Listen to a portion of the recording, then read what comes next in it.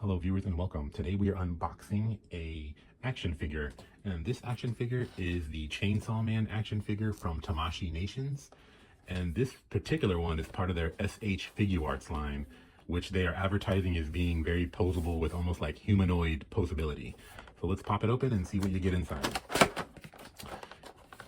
One thing that I liked when I first opened this was that there's no instruction book or anything like that. It just comes with this information printed on the inside flap, and it just goes over how to swap out some of the interchangeable parts. It comes with 3 sets of hands, 2 different faces, and 2 different neckties.